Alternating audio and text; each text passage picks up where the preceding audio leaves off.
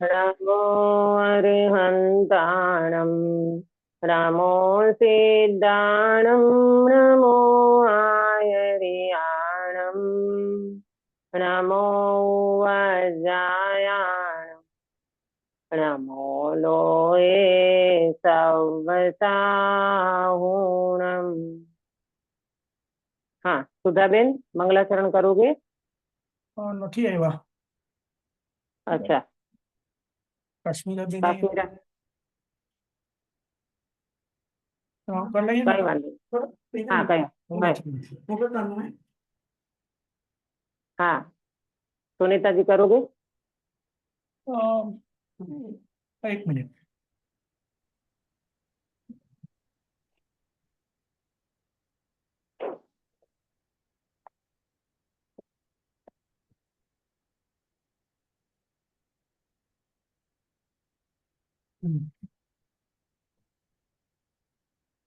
जय जगन्नाथ। शिव हम्म, उपाय करते प्रथम कारण मंगल रूप विदन विनाशक सुख करण नमो शुद्ध शिव भूप। बहुत सुंदर मंगलाचरण आपने किया। विघ्न विनाशक, विध नहीं है, विघ्न विनाशक, विघ्नों का विनाश करने वाला है ना, विघ्नों का विनाश करने वाला। सुबह मंगल प्रभात की मंगल वेला में हमारी चर्चा मोक्ष मार्ग प्रकाशक जी शास्त्र के अंतर्गत अंतिम अधिकार है हमारा 9वां अधिकार। पंडित साहब ने इसमें मोक्ष मार्ग का स्वरूप बताते हुए बहुत सुंदर चर्चा इसमें की है, जिसकी चर्चा अपन विगत 3 दिनों से कर रहे हैं। कल हमारा जो चैप्टर चला था उसमें पंडित साहब का ये कहना था कि भाई संयोग और सामग्री ये वास्तव में दुख का कारण नहीं है, दुख का कारण तो तुम्हारा राग और तुम्हारी इच्छा है ना। दुख का लक्षण कहो तो आकुलता है, और आकुलता का कारण है कसाय। राग और कसाय के कारण ये जीव वास्तव में दुखी हो रहा है संसार में। बहुत सारी अनुकूलताएं मिल जाती है पुण्य के उदय से, तो भी ये जीव अपने राग के कारण, उन मिली हुई अनुकूलता में भ्रांति और कसाय के कारण, मोह के कारण भ्रांति छोड़ नहीं सकता, कसाय को छोड़ नहीं सकता, इसीलिए दुखी बना रहता है और आकुलता बनी रहती है। इसीलिए बड़े पंडित साहब कहते हैं संस्कार बिना की सुविधाएं पतन का कारण है। क्या बोला? संस्कार बिना की सुविधाएं पतन का कारण है। तुम्हें पुण्य के उदय से कितनी भी सुविधा मिल जाए, परंतु अगर तुम्हारे अंदर में संस्कार नहीं होगा, तुम्हारी योग्यता नहीं होगी, तो ये सारी अनुकूलता भी तुम्हारे लिए क्या मतलब रहा, है ना। ये सारी अनुकूलता भी ये जीव को आकुलता ही पैदा करती है। और जगत में दूसरी बात ये भी समझ लेना कि हमारे चाहने से किसी का कोई परिणमन नहीं होता। कोई भी द्रव्य अपने द्रव्य गुण पर्याय अपना उत्पाद व ध्रुव रूप परिणमन करता है। मैं तो बहुत कुछ चाहता हूँ कि मेरा शरीर बिल्कुल ठीक ही रहे, मैं तो ये हमेशा चाहता हूँ कि मुझे कभी बुढ़ापा ना आवे, मैं तो ये सदा चाहता हूँ कि मेरे घर के सब व्यक्ति मेरे अनुकूल रहे, लेकिन हमारे चाहने से होता क्या है? कुछ नहीं होता। बड़े पंडित साहब ने बहुत अच्छा कहा है, जो चाहता है वो होता नहीं है, जो होता है वो भाता नहीं है, जो भाता है वो टिकता नहीं है। क्या कहा? जो चाहता है वो होता नहीं है, जो होता है वो भाता नहीं है, जो भाता है वो टिकता नहीं है। क्या करोगे? तुम्हारी चाहना से कुछ होता नहीं है, और जो होता है वो तुम्हें भाता नहीं है, और जो तुम्हें भाता है वो टिकता नहीं है। वस्तु का स्वरूप ही ऐसा है, तो क्या करोगे? अरे सुबह से शाम ये व्यक्ति क्या क्या अपने अंदर में चाहना करता है और क्या क्या होता रहता है, वो व्यक्ति स्वयं अपना ऑब्जर्वेशन करे तो उसको पता चलेगा। भाई एक बात हमेशा याद रखना कि जो भी परिस्थितियां हैं, जो भी संयोग है, जो भी निमित्त है, उसको बदलने में देर नहीं लगती, समय नहीं लगता समय बदल जाने में, समय नहीं लगता है इन परिस्थितियों को बदल जाने में, समय नहीं लगता है इन जीवन को बदल जाने में, और समय नहीं लगता है ये प्रभाव चले जाने में। आपने कल सुना होगा आतंकी लोगों ने आकर के अपने 28 लोगों की जान गंवा दी। एक तो कितने थे? 28 थे ना, हाँ, उसमें एक तो अभी शादी हुई थी, अभी अभी शादी हुई थी वो बच्चे की, बताओ, है ना। ये मतलब अपन कह नहीं सकते कि कौन सा परिणमन कब कैसा हो जाए। और देखो, ये परिणमन तो स्वतंत्र होना है, किसी को सपना तो आता नहीं है, किसी को मालूम तो होता नहीं है। अब इसमें अपने को ये चेक करना है कि कश्मीर घूमने को अपना बच्चा गया होगा अगर, तो गिरीश भाई बोलो कितनी आकुलता होगी, है ना। यहाँ बैठे बैठे आप तत्काल फोन लगाओगे, बेटा तू सेफ है कि नहीं, तुझे तो कुछ नहीं हुआ ना, तुम सेफ रहना, तुम कहीं बाहर नहीं निकलना, ऐसा वैसा तमाम प्रकार की। क्यों? क्यों भाई? क्योंकि वो हमारा बच्चा है, हमारा राग है, हमारा उनसे एकत्व जुड़ा है। तो ये व्यक्ति को एकत्व ही दुख का कारण है, कसाय और राग ही वास्तव में दुख का कारण है, बाकी कोई दुख का कारण नहीं हो सकता। इसीलिए हमेशा ये व्यक्ति को ध्यान में रखना चाहिए कि हम संयोगों को बदलने में न लगे, हम निमित्तों को पलटने में न लगे, हम हमारे अंदर में कसाई को टालें, हमारी चाहना और राग को दूर करें। कल अंत में 2 शब्द 2 वाक्य मैंने आपको कहा था कि पंडित साहब ने इस चर्चा में 2 चीजें बताई, या तो सर्व द्रव्य तुम्हारे अनुकूल परिणमन हो जाए तो तुम्हारी आकुलता मिट सकती है, और नहींतर तुम्हारा राग दूर होवे तो आकुलता मिट सकती है, इसके सिवाय तीसरा कोई कारण नहीं है ना। काश्मीर बहन बताया था ना कल। हाँ दीदी, तुम्हारी चाह हाँ दूर कर दो और तुम्हारा रागादि हाँ, भाव दूर कर दो। बस चाह रागादि भाव कहो, चाह कहो, ये दूर कर दो, या तो फिर सर्व द्रव्य तुम्हारे अनुकूल परिणमन हो जाए, ऐसा तो होना नहीं है। तो उपाय तो ये बचा के हमारा राग ही हमें दूर करना है, हमारी चाहना हमें दूर करना है, हमारी कसाई हमें दूर करना है। क्यों? क्योंकि हमारी चाहना और हमारा कसाई मिट जाएगा तो फिर हमें कोई प्रॉब्लम नहीं रहेगी। ये सारी चर्चा कल हमने की थी। आज हम कर्म की, और कल लास्ट में एक मोहनीय कर्म की चर्चा हुई थी कि ये जो रागादि भाव जो हैं ये स्वभाव नहीं है, ये विभाव है, औपाधिक भाव है, पर निमित्त से होते हैं, है ना। इधर ये बड़े अक्षर में जो लिखा था इसको भी आपने ध्यान दिया होगा कि किसी द्रव्य का परिणमन किसी द्रव्य के अधीन नहीं है। इसलिए अपने रागादि भाव दूर होने पर निराकुलता हो तो सो यह कार्य बन सकता है। कौन सा कार्य? रागादि भाव दूर होने का, आकुलता दूर होने का। आकुलता मिटने का एक ही कारण है कि तुम्हारे अंदर में राग दूर हो जाएगा तो आकुलता मिटेगी, आकुलता मिटेगी तो तुम्हारे सारे औपाधिक भाव भी दूर हो जाएंगे। तो ये कहते हैं कि ये जो औपाधिक भाव है वो पर निमित्त से होते हैं और मोह कर्म का उदय उसमें निमित्त है। जब ये सब विलय को प्राप्त हो जाएंगे तो आकुलता भी दूर हो जाएगी, तो तुम्हारा दुख दूर हो जाएगा और तुम्हें सुख की प्राप्ति हो जाएगी। तो मोहनीय कर्म की चर्चा की थी। आज हम आगे बढ़कर के 3 घाती कर्म की चर्चा करेंगे और फिर अघाती कर्म की भी चर्चा करेंगे। आपको मैंने चार्ट भेजा है, वो चार्ट आप निकाल लीजिए, है ना। देखो इसमें क्या बताया कि मोहनीय कर्म वाली जो बात आई कि औपाधिक भाव पर निमित्त से होते हैं। औपाधिक भाव है वो जीव का स्वभाव नहीं है, स्वभाव तो जीव का निराकुल है ना, स्वभाव जीव का निराकुल है। तो औपाधिक भाव कैसे होते हैं? पर द्रव्य के निमित्त से होते हैं। पर द्रव्य के निमित्त बिना आकुलता नहीं होती, पर द्रव्य के निमित्त के बिना जीव को रागादि भाव नहीं होता, पर द्रव्य जरूर उसमें निमित्त बनता है, और मोहनीय कर्म का निमित्त होने के कारण ये जीव को रागादि भाव होते हैं। अगर ये रागादि भाव दूर हो जाएंगे तो आकुलता मिटेगी, आकुलता मिटेगी तो दुख मिट जाएगा, और दुख मिटेगा तो जीव सुखी हो जाएगा। ये मोहनीय कर्म की चर्चा हुई थी। इसके बाद चर्चा है जो आपको मैंने चार्ट में भेजी है, मैं यहाँ से पढ़ती हूँ, फिर आप चार्ट में भी देखना। तथा उस आकुलता का सहकारी कारण ज्ञानावरणी आदि का उदय है ना। क्या बोला? ये आकुलता का सहकारी कारण ज्ञानावरणीय का उदय है। देखो एक बात को समझना, कोई भी कर्म के उदय बिना, कोई भी कर्म के उदय बिना जीव की ये जो दशाएं बनती है ये दशा बन नहीं सकती। यानी कर्म का उदय तो वहां होना ही चाहिए। बिना कर्म के उदय से कोई जीव राग कर सकता है? बिना कर्म के उदय के कोई जीव कसाय कर सकता है क्या? काश्मीरा बेन नहीं कर सकता दीदी। हाँ, क्योंकि कर्म का उदय तो उदय चाहिए तो और होता भले है निमित्त दीदी। है वो। हाँ, वो हाँ। कहलाएगा निमित्त, परंतु निमित्त रूप से कर्म के उदय बिना कोई जीव राग नहीं कर सकता।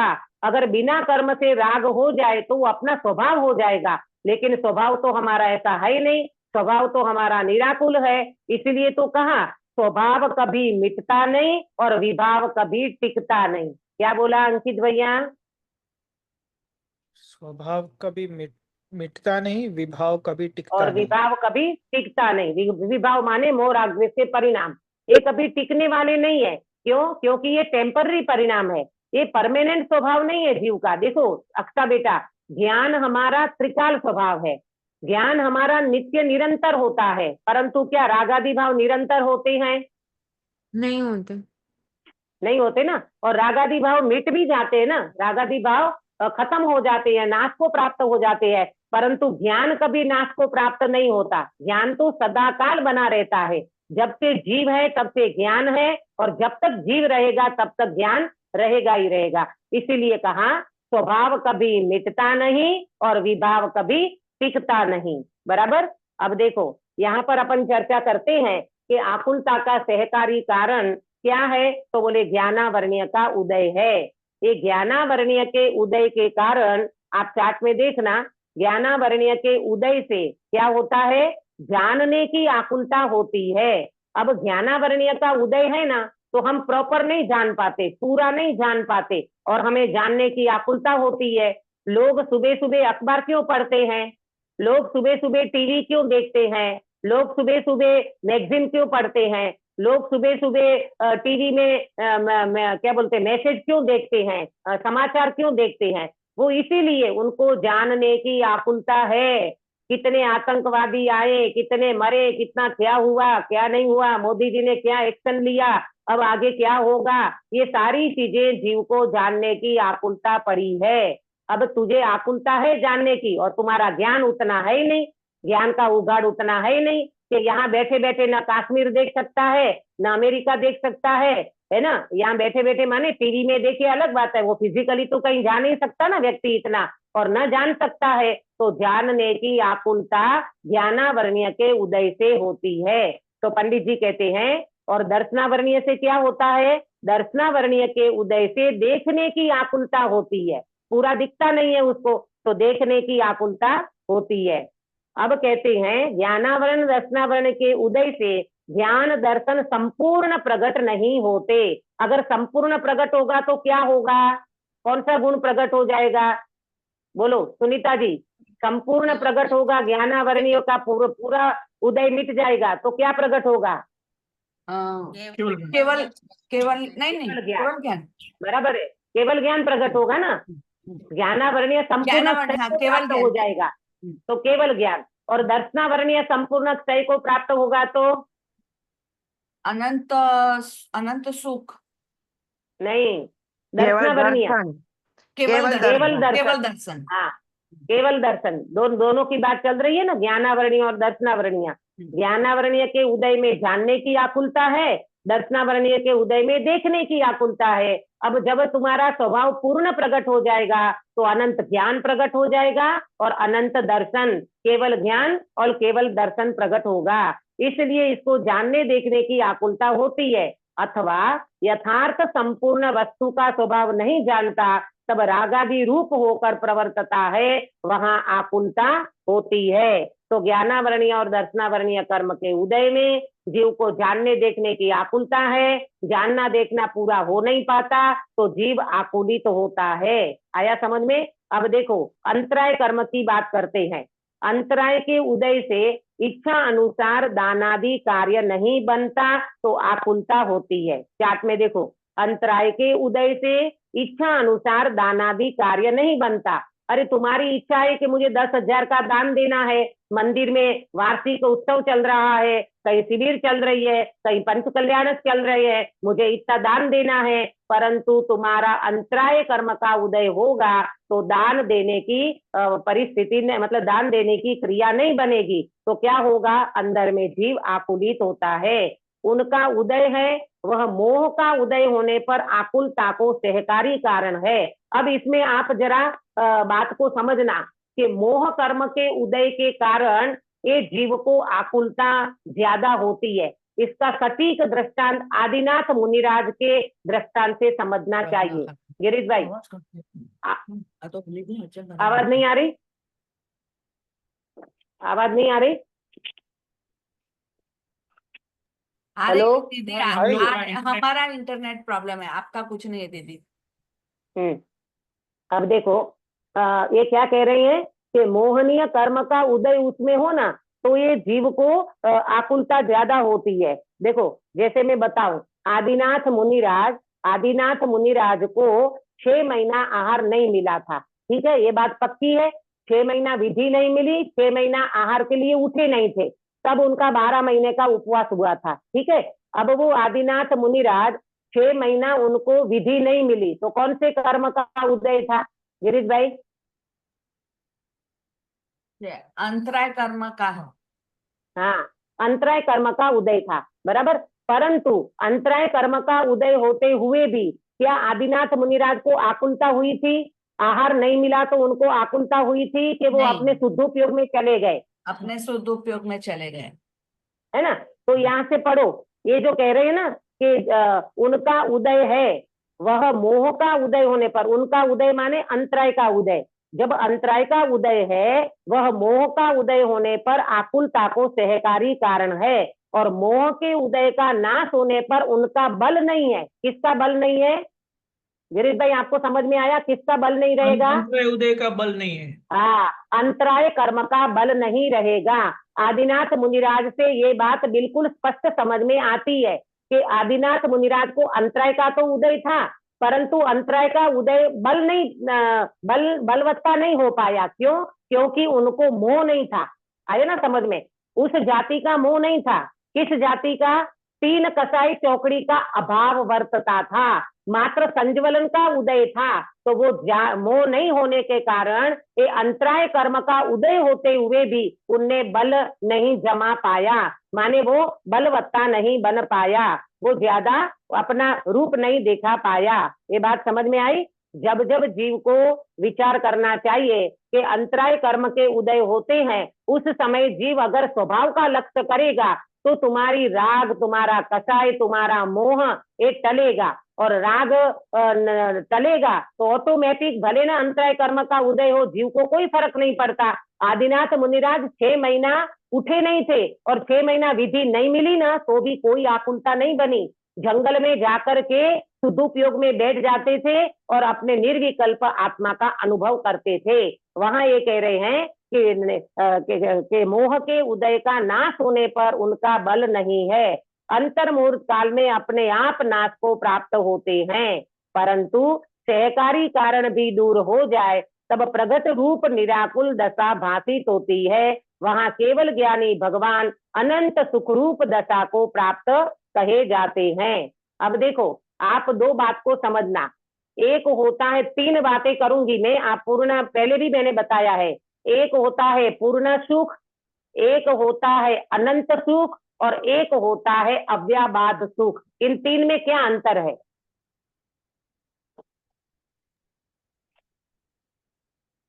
कौन बताएगा?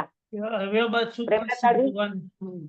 अव्ययबाद सुख तो हाँ, पहला अनंत सुख ना, नहीं, पहले मैंने बताया पूर्ण सुख, अनंत सुख और अव्याबाद सुख। ये 3 में कुछ अंतर है कि नहीं? हाँ दीदी। दीदी, हाँ? गुण स्थानक के हिसाब से मतलब अव्ययबाद सुख, अनंत सुख तो अरिहंत सिद्ध भगवान को होता है, और पूर्ण सुख मतलब केवल ज्ञान होने के बाद होता है।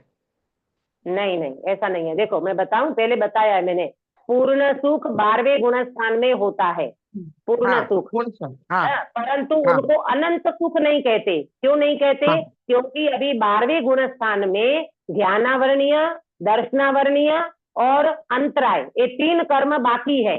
देखो, 12वें गुण स्थान का नाम क्या है? क्षीण मोह गुण स्थान। क्या नाम है काश्मीरा बेन? क्षीण मोह गुण स्थान, है ना? हाँ तो मोह हाँ तो क्षय को प्राप्त हुआ है, मोह तो चला गया, परंतु पूर्ण सुख है, अनंत सुख नहीं है वहां। क्यों? क्योंकि ज्ञानावरणीय, दर्शनावरणीय और अंतराय, ये 3 कर्म जब नष्ट होंगे ना, तब उनको अनंत सुख प्रकट होगा। तो 12वें गुण स्थान में पूर्ण सुख होता है, अनंत सुख नहीं है। 13वें गुण स्थान के प्रथम समय में अनंत सुख प्रकट हो जाता है, क्योंकि केवल ज्ञान होता है ना, तो अनंत सुख प्रकट हो जाता है, तो वहां अनंत सुख है। और सिद्ध भगवान को अव्याबाद सुख है। 3 बात समझ में आई? काश्मीरा बहन रिपीट हाँ। करोगे? हाँ दीदी, पूर्ण सुख 12वें गुण स्थान में होता है। अभी ये कर्म हाँ, बाकी है, ज्ञानावरणीय, अंतराय और दर्शनावरणीय, दर्शनावरणीय। ज्ञानावरणीय, दर्शनावरणीय, अंतराय, 3 कर्म बाकी है 12वें गुण स्थान में।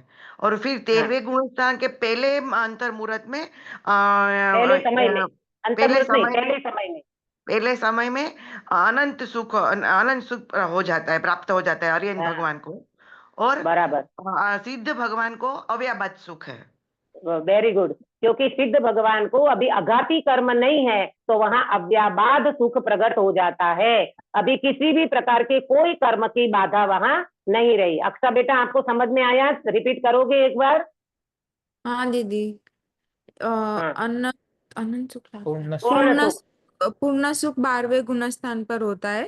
13वें गुण हाँ, स्थान के पहले समय समय में में अनंत अनंत सुख सुख, होता है, और सिद्ध भगवान को अव्याबाद सुख होता है। अव्याबाद सुख प्रकट एक होता है, पुस्तक में केवल ज्ञान प्रकट हो जाता है, इसके लिए अनंत अनंत सुख। नहीं, हम्म, अनंत केवल ज्ञान अपन प्रकट होने बोलते के ना, कारण हाँ, केवल ज्ञान प्रकट हो गया ना, केवल ज्ञान प्रकट हो गया तो चारों घाती कर्म नष्ट हो गया। 13वें गुण स्थान के प्रथम समय में 4 घाती कर्म चले जाते हैं।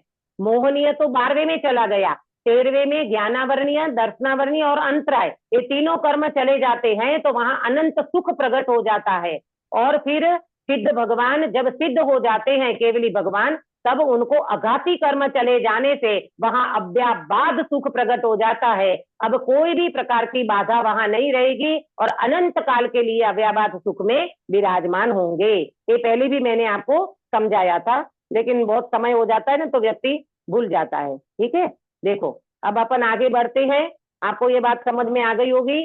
अब कहते हैं कि ये अघाती कर्म की बात करेंगे। ये घाती कर्म की बात पूरी हुई गिरीश भाई, समझ में आया ना आपको? ये घाती कर्म की बात पूरी हुई। अब अघाती कर्म की बात करते हैं। अघाती कर्म में क्या होता है? अघाती कर्मों के उदय के निमित्त से शरीर आदि का संयोग होता है। चार्ट में देखना, चारों कर्म का लिखा है। नाम कर्म के उदय से शरीर का संयोग मिलता है। कर्म के उदय से ऊंच नीच कुल का मिलना होता है। वेदनीय कर्म से सामग्री का मिलना होता है। और आयु कर्म के उदय से शरीर का संयोग बना रहता है। ये 2 चीज को नोट करना, नाम और आयु। आयु में शरीर का संयोग बना रहना, ऐसा क्यों बोला? जब तक आयु रहेगी तब तक शरीर बना रहेगा, और जब आयु खत्म हो जाएगी तो शरीर भी बिखर जाएगा, है ना। और नाम कर्म में शरीर का संयोग मिला है। गोत्र कर्म में ऊंच नीच कुल का मिलना होता है। वेदनीय में जो सामग्री, लाड़ी वाड़ी गाड़ी प्रॉपर्टी आदि जो मिलता है, ये सब वेदनीय कर्म के उदय में साता वेदनीय से मिलता है। और आयु कर्म के उदय से शरीर का संयोग बना रहता है। अब यहाँ पंडित जी क्या समझाते हैं, देखो। अघाती कर्मों के उदय के निमित्त से शरीर आदि का संयोग होता है। वहां मोह कर्म का उदय होने से शरीर आदि का संयोग आकुलता को बाह्य सहकारी कारण है। अब देखो, शरीर तो हमको भी मिला है और शरीर तो सिमंदर भगवान को मिला है। हाँ गिरीश भाई, अब देखना, शरीर हमें मिला है, शरीर सिमंदर भगवान को मिला है। कितनी आयु है सिमंदर भगवान की, अंकित भैया? सिमंदर भगवान महाविद्य क्षेत्र में विराजमान है, आयु कितनी है उनकी, याद है? थोड़ी सागर। Very good. 1 करोड़ पूर्व की उनकी आयु है, बराबर। अब ये करोड़ पूर्व की आयु रहते हुए भी उनको आकुलता होगी क्या? होगी। नहीं होगी। शरीर हमको भी मिला, शरीर उनको भी मिला है, लेकिन उनको हमको आकुलता है, उनको आकुलता क्यों नहीं है? घाती कर्म का नहीं उनको, हाँ हाँ, उनको केवल मोहनीय कर्म, मोहनीय मोहनीय कर्म, नहीं तो मोहनीय कर्म, मोहनीय कर्म का उदय नहीं है वहां पर।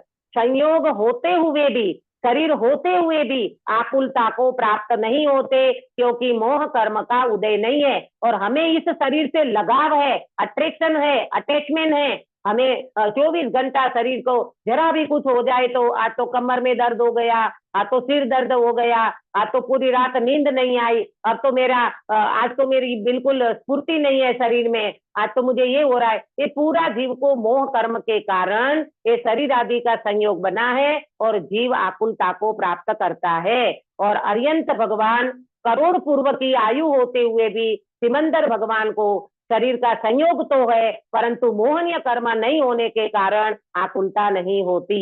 बराबर। अंतरंग मोह के उदय से रागादिक हो और बाह्य अघाती कर्मों के उदय से रागादि के कारण शरीर आदि का संयोग हो, तब आकुलता उत्पन्न होती है। देखो, अंदर में मोहनीय कर्म का उदय हो और बाहर में अघाती कर्म के उदय से रागादि के कारण शरीर आदि का संयोग हो। रागादि का कारण क्या है? शरीर। शरीर का निमित्त मिला, शरीर मिला है, शरीर का संयोग मिला, तो अब मोहनीय कर्म है, उनके कारण राग होता है, उनके कारण ये जीव को आकुलता उत्पन्न होती है। और मोह के उदय का नाश होने पर भी अघाती कर्म का उदय रहता है, वह कुछ भी आकुलता उत्पन्न नहीं कर सकता। ये जो अभी मैंने सिमंदर भगवान का दृष्टांत दिया, परंतु पूर्व में आकुलता का सहकारी कारण था, इसलिए अघाती कर्म का भी नाश आत्मा को इष्ट ही है। पूर्व में आकुलता का कारण था मतलब क्या गिरीश भाई? पूर्व में आकुलता का कारण था का क्या मतलब? तभी घाती कर्म थे, तभी आकुलता का हाँ। कर्म मोह नहीं था तभी। बराबर, वेरी गुड, बहुत अच्छा जवाब दिया कि पूर्व में माने छद्मस्त अवस्था थी, तब घाती कर्म था, तो ये आकुलता का कारण बनता था। अब घाती कर्म चला गया, नष्ट को प्राप्त हो गया, तो अभी अघाती कर्म होते हुए भी ये अघाती कर्म भी नाश को प्राप्त होवे, ये व्यक्ति चाहता है। क्यों चाहता है? अगर अघाती कर्म नहीं चला जाएगा तो क्या नहीं होगा? बोलो प्रेमलता जी। दशा नहीं आएगी। अघाती कर्म नहीं जाएगा तब तक क्या नहीं होगा? प्रेमलता जी है? लता जी नहीं है। वेरी है। गुड। सुधा ने प्रॉपर जवाब दिया कि जब तक जीव का अघाती कर्म रहेगा तब तक जीव सिद्ध दशा को प्राप्त नहीं होगा और अव्याबाद सुख को प्राप्त नहीं होगा। इसीलिए अघाती कर्म को भी रखना नहीं है, अघाती कर्म भी नष्ट को प्राप्त हो, यही हमें इष्ट है। केवली को इनके ज्ञान होने पर भी कुछ दुख नहीं है। केवली को इनके ज्ञान होने पर, किसका ज्ञान होने पर? केवली को किसका ज्ञान होता है अंकित भैया? तीन समय तीनों लोग का ज्ञान होता है। हाँ, अभी अघाती कर्म की बात चल रही है ना, तो शरीर का ज्ञान होता है। शरीर है ना, परम औदारिक शरीर, तो उसका भी ज्ञान होता है, परंतु दुख नहीं है। क्यों दुख नहीं है आपका बेटा? दुख क्यों नहीं है? मोह नहीं है। हाँ, वेरी गुड। मोह नहीं है, बराबर, मोह नहीं है ना, इसलिए दुख नहीं है और इसलिए इनके नाश का उद्यम भी नहीं है। परंतु मोह का नाश होने पर यह कर्म अपने आप थोड़े ही काल में सर्वनाश को प्राप्त हो जाते हैं। अपूर्व अवसर में कोई मुझे बताएगा कि अघाती कर्म को कैसा बताया है? अपूर्व अवसर के आधार से कौन बताएगा? बड़ी सिंदरी वत। हाँ, वेरी गुड गिरीश भाई। बड़ी सिंदरी वत आकृति मात्र, जो जैसे कोई सिंदरी को जला दिया जाए, है ना, सिंदरी को जला दिया जाए तो वो सिंदरी में कोई दम नहीं रहता, वो तो फट करके ऐसी हवा में उड़ जाती है, राख बन करके। इसी तरह अघाती कर्म में कोई दम नहीं है। भले न करोड़ पूर्व तक शरीर बना रहे, तुम्हारे अनंत सुख में कोई बाधा नहीं करता। अनंत सुख उनको प्राप्त हो चुका है, इसीलिए करोड़ पूर्व तक शरीर बना रहेगा, करोड़ पूर्व तक, तो भी अघाती कर्म बिल्कुल भी विघ्न नहीं करते। और थोड़े काल में, मतलब जब उनका आयु पूरी होती है, तो वो नाश को प्राप्त हो जाते हैं। आया समझ में? अब देखो, ये घाती अघाती की चर्चा करी। हाँ, प्रश्न है किसी का? सेंद्री मतलब दीदी? हाँ, सेंद्री मतलब? रस्सी। सिंदरी माने रसी। वो जी। रस्सी होती है ना, रस्सी को कोई व्यक्ति जलाए तो वो रस्सी तुरंत राख बन जाती है ना, और राख हवा के झोंके में उड़ जाती है। इसी तरह अघाती कर्म बिल्कुल रस्सी के जली जेवरी के समान है, जली हुई रस्सी के समान है। अघाती कर्म को जाने में फिर देर नहीं लगती है, भले न हो, केवल ज्ञान हो गया, अनंत सुख हो गया, अब वो कोई भी बाधा नहीं करता, माने वो कोई भी डिस्टर्बेंस नहीं करता, परंतु वो नष्ट को प्राप्त होते ही है समय पा करके। देखो, इस प्रकार सर्व कर्मों का नाश होना आत्मा का हित है। आत्मा का हित काय में है? सर्व कर्मों का नाश होने में आत्मा का हित है। आपको पता है, द्रव्य संग्रह मैंने जब पढ़ाया, अर्यंत अर्यंत भगवान को संसारी कहा। क्यों कहा सुनीता जी? जो तो अर्यंत उनको, भगवान को संसारी क्यों कहा? तो उनको अगाति कर्म है और शरीर है, इसके लिए। हाँ, अघाती कर्म है, उसमें शरीर आ गया, अघाती कर्म है, इसीलिए अर्यंत भगवान को भी एक अपेक्षा से शरीर संसारी कहा, क्योंकि अघाती कर्म जब तक नहीं खपता तब तक ये व्यक्ति सिद्ध नहीं कहलाता, तो अर्यंत भगवान को वहां एक अपेक्षा से संसारी कहा है। बराबर। देखो, इस प्रकार सर्व कर्मों का नाश होना आत्मा का हित है, तथा सर्व कर्म के नाश ही का नाम मोक्ष है। सर्व कर्म का नाश हो जाता है तो व्यक्ति का मोक्ष होता है, इसलिए आत्मा का हित एक मोक्ष ही है और कुछ नहीं, ऐसा निश्चय करना। बराबर, ऐसा निश्चय रखना कि ये पहले नंबर का बिंदु अपना जो चल रहा है ना, आत्मा का हित मोक्ष ही है। इतनी सारी चर्चा करके पंडित साहब ने आत्मा का हित मोक्ष है इसको समझाया। कितने सारे बिंदु हमने चर्चा करी इसमें, तो पंडित जी कहते हैं अब आप समझो आत्मा का हित एक मोक्ष ही है और कुछ नहीं है, ऐसा निश्चय करना, ऐसा निर्णय करना।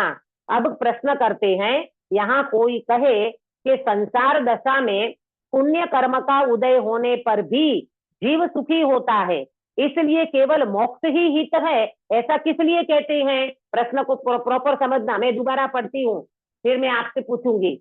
प्रश्न दोबारा पढ़ती हूँ। संसार दशा में पुण्य कर्म का उदय होने पर भी जीव सुखी होता है, इसलिए केवल मोक्ष ही हित है, ऐसा किस लिए कहते हैं? अक्सा बेटा प्रश्न को रिपीट करोगे, आपको क्या समझ में आया? प्रश्न ये कह रहा है कि संसार में जो सुख है और केवली हाँ, सुख है वो एक समान, वो उसको समझा रहा है। संसार के सुख उदय हाँ, संसारों में पुण्य कर्म का उदय होने पर भी जीव सुखी होता है, इसीलिए केवल मोक्ष ही हित है, ऐसा किस लिए कहा? लेकिन आपको क्या समझ में आया बेटा इसमें? प्रश्न पुण्य प्रॉपर नहीं पुण्य समझा? के उदय में तो सुखी रखता है कि हाँ वो पुण्य का सुख उदय और है केवली सुख थोड़ी एक है। हाँ, तो पूछता अगर वो सुख ही है तो केवल सुख का क्या मतलब?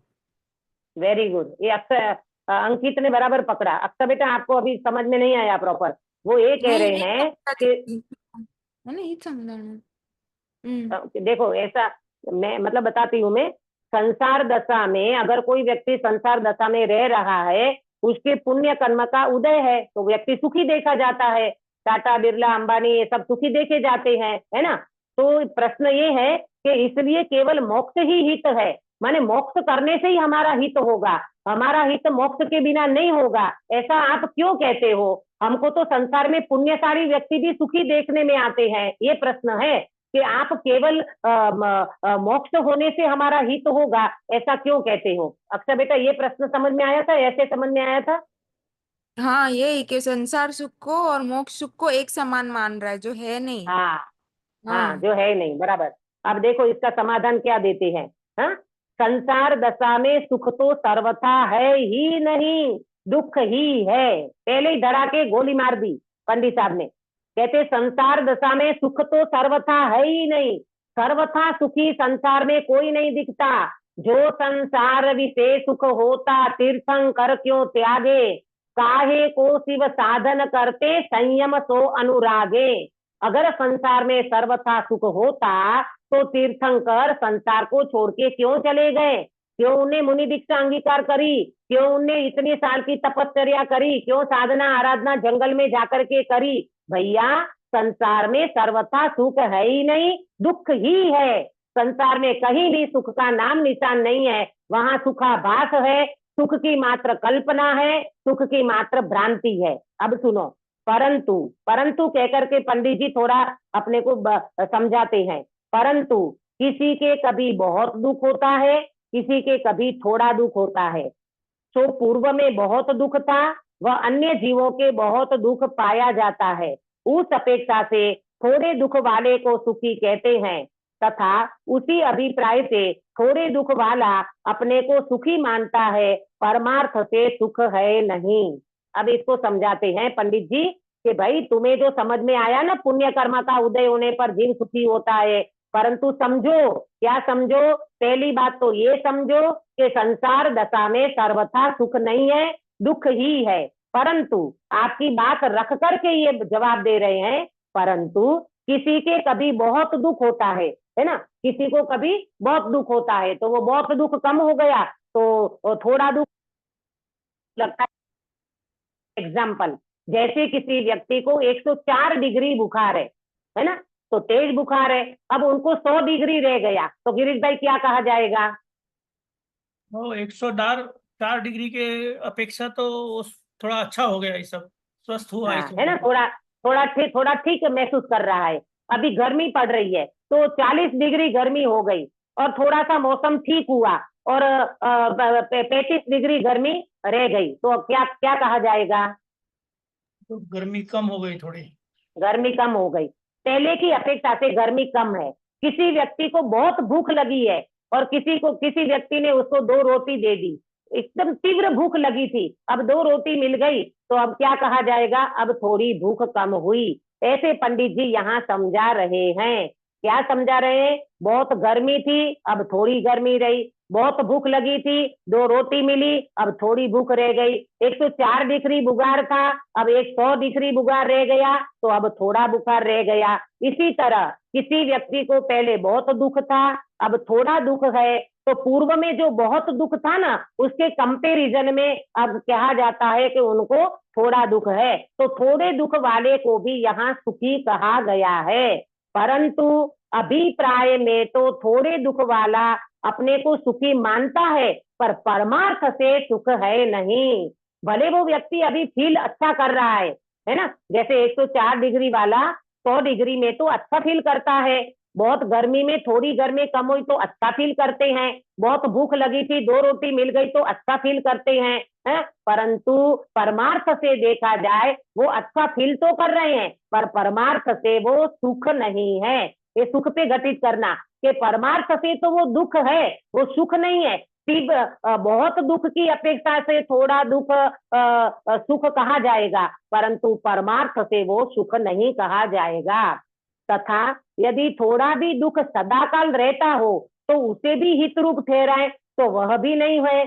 थोड़े काल ही पुण्य का उदय रहता है और वहां थोड़ा दुख होता है, पश्चात बहुत दुख हो जाता है, इसलिए संसार अवस्था हित रूप नहीं है। अब काश्मीरा बेन आप मुझे समझाओ, यहाँ पंडित जी क्या कहना चाहते हैं कि ये जो दुख जो है वो सदाकाल, थोड़ा दुख सदाकाल बना रहता तो व्यक्ति अपना हित मानता, ऐसा क्यों नहीं होता है? काश्मीरा बेन। दीदी मुझे क्वेश्चन नहीं समझा, आप क्या पूछ रहे हो, क्या बोलूं? मैं ये पूछ रही हूँ कि यहाँ अभी जो तीसरी लाइन में जो बताया कि यदि थोड़ा दुख भी सदाकाल रहता हो तो उसे भी हित रूप ठहराए, तो वह भी नहीं है, तो ऐसा क्यों नहीं है? थोड़ा दुख भी हमेशा के लिए क्यों नहीं ठहरता? क्योंकि आत्मा का स्वभाव तो सुख रूप ही है, तो स्वभाव प्राप्त करने के लिए दुख तो होगा ही नहीं ना, मतलब थोड़ा दुख भी नहीं चलेगा ना। हाँ, ना ये जवाब नहीं, नहीं है, बराबर आप है। अभी प्रॉपर नहीं समझे हो। गिरीश भाई आपको समझ में आया? सुनीता जी किसको समझ में आया हाँ, कि ये कह रहे हैं कि थोड़ा दुख भी सदाकाल रहता तो उनको हित रूप ठहराए, तो वो भी नहीं होता, तो थोड़ा- क्या प्रॉब्लम है? क्यों? थोड़ा ज्यादा दुख की अपेक्षा थोड़ा दुख अगर वो है तो वो करते। जैसे हम लोग को जो एग्जाम्पल दिया वो फीवर वगैरह, उसमें चलो ठीक है क्योंकि वो थोड़ा कम हो रहा है, लेकिन ये दुख तो हमें तो है ही करके, तो वो थोड़ा हो चाहे बहुत हो, दुख ही होता है।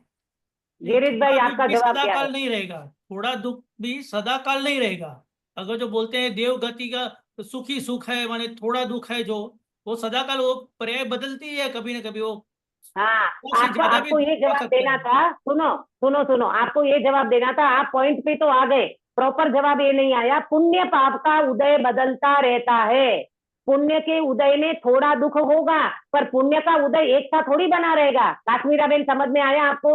हाँ हाँ दीदी, आया, बराबर बराबर। देखो देखो, हाँ नीचे लिखा है थोड़े काल ही पुण्य का उदय रहता है, और वहां थोड़ा दुख होता है, पश्चात बहुत दुख होता है, बहुत दुख हो जाता है। इसका मतलब पाप के उदय में बहुत दुख हो जाता है। इसलिए संसार अवस्था हितरूप नहीं है, क्योंकि पुण्य पाप का उदय बदलता रहता है। इसलिए पंडित साहब कह रहे हैं कि थोड़ा दुख भी कायम के लिए नहीं रहेगा, इसलिए उसको भी हित रूप नहीं मानना। तो फिर हित रूप क्या है? हित रूप तो वास्तव में आत्मा का हित मोक्ष ही है।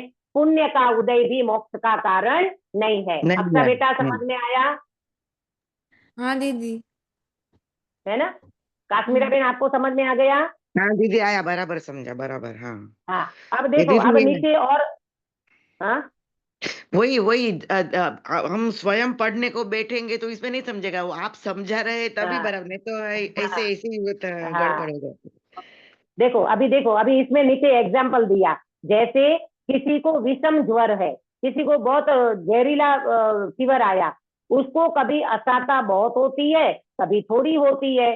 थोड़ी असाता हो तो वह अपने को अच्छा मानता है, लोग भी कहते हैं अच्छा है, परंतु परमार्थ से जब तक ज्वर का सद्भाव है तब तक अच्छा नहीं है। थोड़ा बहुत तीव्र ज्वर था तो उसमें थोड़ा हुआ तो अपन कहते अब बेटर है, अब अच्छा है।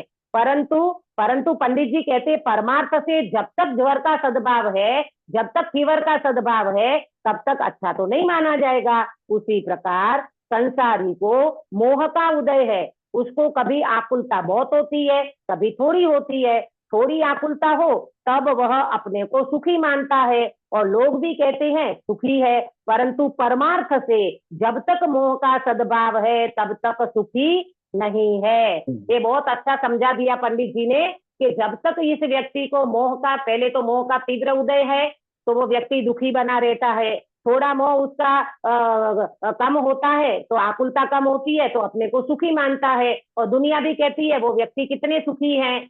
अरे भैया, वो तुम्हें अभी वर्तमान में उस जीव को थोड़ी आकुलता है इसलिए आपको सुखी दिख रहा है, परंतु परमार्थ से मोह का सद्भाव होने के कारण वो व्यक्ति सुखी नहीं है। जब तक मोह का सद्भाव है तब तक सुख नहीं है। नहींतर तो कसाई की मंदता में कोई व्यक्ति सुखी देखा जाता है, मोह की मंदता में कोई व्यक्ति सुखी देखा जाता है, परंतु परमार्थ से वो व्यक्ति सच्चा सुखी नहीं कहलाएगा। क्योंकि जब तक कर्म का उदय है, जब तक कर्म का उदय है तब तक राग रहेगा, और जब तक राग रहेगा तब तक व्यक्ति आकुलित बना रहेगा, और जब तक आकुलता होगी तब तक व्यक्ति दुखी बना रहेगा, और जब तक दुखी बना रहेगा तब तक वो परमार्थ सुखी नहीं कहलाएगा। इसीलिए पंडित जी कहते हैं आत्मा का सच्चा हित तो एक मोक्ष ही है और कुछ भी नहीं है। अभी पीछे की ये लाइन पढ़ करके मैं चर्चा को समाप्त करूंगी। तथा सुनो, संसार दशा में भी आकुलता घटने पर सुख नाम पाता है, आकुलता बढ़ने पर दुख नाम पाता है, कहीं बाह्य सामग्री से सुख दुख नहीं है। एग्जाम्पल, जैसे किसी दरिद्री को किंचित धन की प्राप्ति हुई, वहां कुछ आकुलता घटने से उसे सुखी कहते हैं और वह भी अपने को सुखी मानता है। तथा किसी बहुत धनवान को किंचित धन की हानि हुई, वहां कुछ आकुलता बढ़ने से उसे दुखी कहते हैं और वह भी अपने को दुखी मानता है। इसी प्रकार सर्वत्र जानना। इसको मैं अपने एग्जाम्पल से समझाना चाहूंगी, आपको जल्दी समझ में आ जाएगा। दो व्यक्ति हैं, ध्यान से सुनना। दो व्यक्ति है, एक व्यक्ति के पास लाख रुपया है, हाँ, और दूसरे व्यक्ति के पास 10,000 रुपया है। हाँ, ये वाले दृष्टांत से आप मुझे जवाब देना। एक व्यक्ति के पास लाख रुपया है और एक व्यक्ति के पास 10,000 रुपया है। अब लाख रुपया जिस व्यक्ति के पास है, उस व्यक्ति के 1 लाख की चोरी हो गई। कितनी? 1 लाख की चोरी हो गई। अब कितना बचा गिरीश भाई? नहीं, 0 बचा। 0 बचा। चलो अपन ये कहते हैं कि उनके पास 5 लाख है, 0 बचा तो दृष्टांत ही नहीं बनेगा। 5 लाख है, उसमें 1 लाख की चोरी हो गई, कितना बचा? 4 लाख बचा। 4 लाख बचा, ठीक है। अब दूसरा व्यक्ति है, उसके पास 10,000 है, 11,000 है ना, उस व्यक्ति के पास 11,000 है, और वो व्यक्ति की 1,000 उस व्यक्ति को किसी ने भेंट दिया, कितना बना? 12,000। 12,000 बना। हाँ अब ये दोनों में से दुखी कौन और सुखी कौन? हाँ, तो पहले वाला दुखी होगा क्योंकि पैसा गया उसका 1,00,000 रुपया। उनको उनके पास अभी 4 लाख है, फिर भी वो व्यक्ति को, यहाँ दृष्टांत दिया ना कि भाई किसी बहुत धनवान को किंचित धन की हानि हुई, वो 5 लाख वाले को 1,00,000 की हानि हुई है, 4 लाख तो उनके पैर में है ना, बचा है ना उनके पास, तो भी वो व्यक्ति दुखी है और उनकी आकुलता बढ़ गई है, उसको दुखी माना जाता है। अब दूसरा व्यक्ति जो है उसके पास 11,000 है और 1,000 ही मात्र मिला है, तो कितना हुआ? 12,000। तो वो व्यक्ति सुखी है, क्यों? तो उसको कुछ मिला है ना, इसके लिए अरे वो मिला है, लेकिन मिला होने पर भी उनको इतनी आकुलता नहीं है, 1,000 ही मिला है। हाँ, अथवा तो यूं कहो कि उनका 1,000 चला भी गया तो भी वो व्यक्ति सुखी महसूस करता है, क्योंकि वो व्यक्ति अपने में क्या बोलते, उस व्यक्ति की दरिद्रता, किंचित धन की हानि, किंचित धन की प्राप्ति हुई है, भले 1,000 उनको मिला, कुल मिला करके उनके पास 12,000 है, इनके पास 5 लाख में से 4 लाख है, तो भी वो 4 लाख वाला सुखी नहीं है और वो 12,000 वाला सुखी है। इसका रीजन क्या? 12,000 वाला सुखी है क्योंकि उसको 10,000 में भी संतोषी था, और माने 11,000 में हाँ, संतोषी था और उसमें 1,000 ज्यादा मिला तो और सुखी हो गया। लेकिन वो अगर और जो सुखी उसको वो दृष्टि कहता करता है वो मेरे 4 को, लाख वाले को तो प्रॉब्लम होता था। हाँ, वो 4 लाख वाला 5 लाख वाले को 1,00,000 गया है तो उसको आकुलता, क्योंकि धन तो उनके पास ज्यादा है, 12,000 क्या लगता है 5 लाख के सामने, परंतु पंडित जी ये कह रहे हैं जिसको आकुलता ज्यादा होती है, देखो दरिद्री किंचित धन की प्राप्ति हुई, वहां कुछ आकुलता घटने से उसे सुखी कहते हैं और वह भी अपने को सुखी मानता है, तथा किसी बहुत धनवान को किंचित धन की हानि हुई, 5 लाख वाले को मात्र 1,00,000 गया है, तो भी वो आकुलता बढ़ने से उसको दुखी माना जाता है। कुल मिलाकर के बाह्य सामग्री से सुख दुख नहीं है, सुख दुख तो व्यक्ति की आकुलता से है, और संयोग संसार दशा में आकुलता घटने पर सुखी होता है, आकुलता बढ़ने से व्यक्ति दुखी होता है। और ये पंडित साहब यहाँ पर समझाना चाहते हैं, तुम्हारी आकुलता का कारण तुम्हारे संयोग ज्यादा है उससे नहीं है, तुम्हारे अंदर में राग कितना है, कसाई कितनी है, मोह कितना है, उनसे तुम्हारी आकुलता का मापदंड निकालना। हम सब ये आकुलता को छोड़ करके निराकुल स्वभाव की प्राप्ति करें। और मैंने वो जो चार्ट बनाया ना, उसमें भगवान आत्मा जो बनाया है उसमें एक वर्ड लिखा है, एक शब्द लिखा है, कौन पढ़ के बताएगा? भगवान आत्मा के आश्रय से निराकुलता होती है। भगवान आत्मा के आश्रय से निराकुलता होती है। तो ये भगवान आत्मा का आश्रय लेना और ये आकुलता को दूर करना तो ही हमारा हित होगा, और वास्तव में ये हित हमारा आत्मा का मोक्ष दशा से हो जाएगा। बाकी कोई दशा ऐसी नहीं है कि जिसमें ये व्यक्ति पूर्णतया मोक्ष को प्राप्त कर सके। ऐसी चर्चा पंडित साहब ने की है। अब कल आगे की चर्चा करते हुए पंडित साहब ये आत्मा का हित मोक्ष ही है, ये वाले चैप्टर को पूर्ण करेंगे। कुछ शेष चर्चा बाकी है, उसकी चर्चा हम कल करेंगे। हम सब निराकुल स्वभावी भगवान आत्मा की दृष्टि करें, उनका आश्रय करें और अपने जीवन में आकुलता को दूर करें, कसाई को दूर करें, इच्छा को दूर करें, एकमात्र स्वभाव के आश्रय से, तो जीव हमेशा के लिए सुखी हो जाएगा। निज निधि निज में बताई यह अनंत है, उसके लिए जिनवाणी माँ को वंदना सतबार है, वंदना सतबार है। गिरीश भाई काय सर कराओगे?